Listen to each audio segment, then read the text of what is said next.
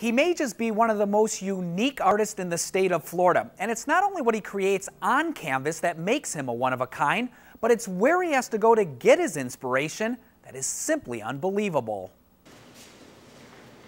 Here in his Tarpon Springs studio, Christopher Still brilliantly brings marine images to life.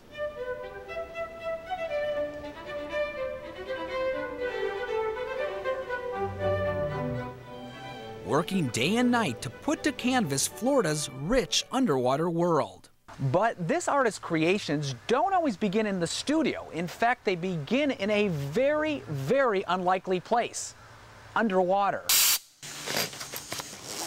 You see, this artist gets his inspirations by going below the surface.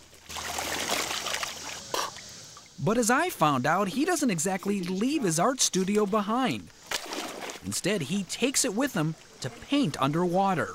Here in the crystal pure waters of Homosassa Springs, myself and photographer Wayne Wachukas follow Chris into 30 feet of water. He starts by sketching some fish. Then he reaches into his pressurized art studio and begins an oil painting, sometimes spending an hour down here, going back up, changing air tanks, and returning to his underwater easel. When completed, it's back to the surface with a finished mini masterpiece.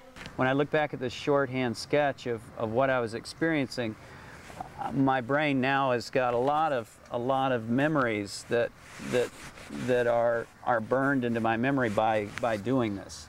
Here we have the octopus brown encrusting sponge. From that mini underwater painting, Chris goes back to the studio, sits down, sometimes for as long as a year, and recreates a much larger masterpiece. Using art and science, he paints in tremendous detail. Fire coral. So much detail that he hopes to please art lovers and marine biologists. And it's paying off. Chris has caught the attention of the higher-ups. The State House in Tallahassee proudly displays his work. Rooms throughout the Capitol show off his magnificent underwater art. Some pieces have sold for nearly 6 figures.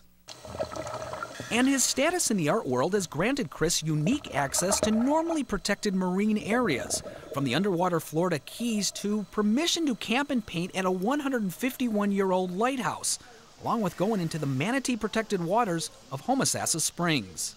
I just feel a real connection with sea life and fish. And that connection began right here as a child with a dream.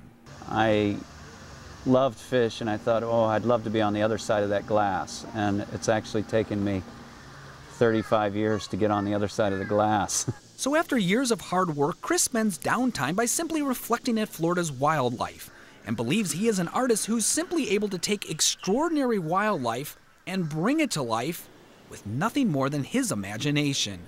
I'm meteorologist Randy Roush for Tampa Bay's 10 News.